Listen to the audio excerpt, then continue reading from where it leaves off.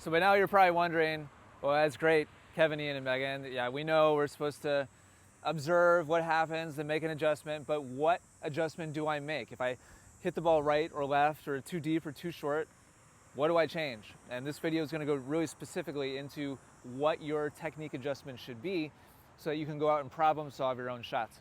So let's say Kevin is practicing some forehands cross court and he hits a couple long. Here's the way that you problem solve this. Well, let's start with this. Here's the way you don't problem solve this. Kevin could get closer to the target by shortening his swing and not changing anything else. And that would look like this.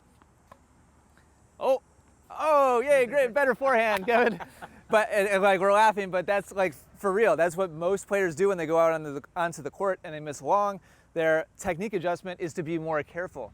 And that will keep you from high level tennis. That will handcuff you permanently to low levels of tennis. So what he should adjust is the angle of his racket face. He should close the angle of his strings just a little bit. We're talking just a degree or two, and that will make the adjustment to keep the ball in play. And so it's important that as you adjust for deep misses, you do not slow your swing down, you do not hit more tentatively, you maintain length and maintain confidence, but adjust the angle of your strings. Okay, so now let's say he's hitting everything short. And frequently when the ball goes short of the target, it's traveling really low over the top of the net. And you may be tempted to say, oh, I know the answer to this one, Ian. You want me to open my racket face up. And actually that's not the answer that I would typically say. If you're making the ball, if it's clearing the net, but not by very much, and it's landing short, keep your racket face the same, keep the angle of your strings the same, and focus on dropping a little lower and swinging vertically more confidently to lift the ball.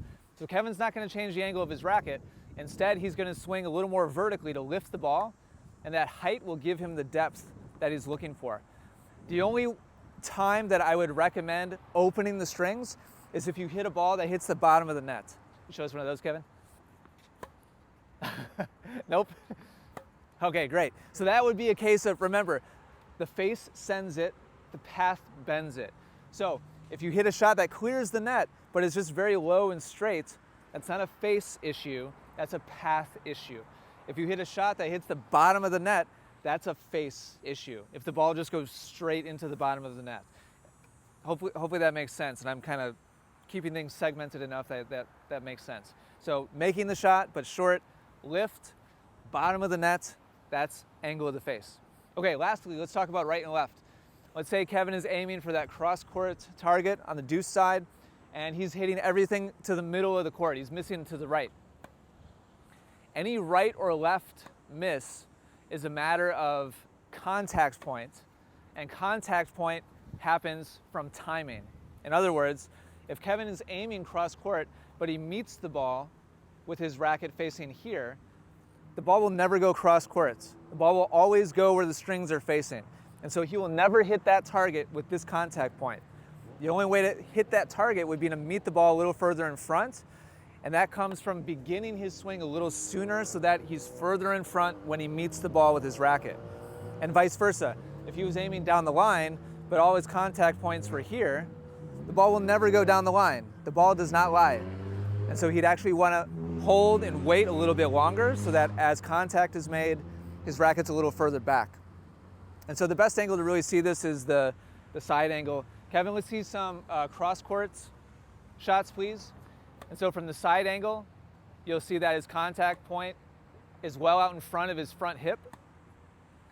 And now, Kevin, just to really kind of have a contrast, let's aim for the alley over there, down the line. And from the side, you'll see that his contact point is further back. That changes the angle of his racket, and that changes where the ball goes. So we just covered a lot in a relatively short amount of time. Height is about angle of face and also how vertical your swing is. And that controls either an adjustment for a short ball or a deep ball.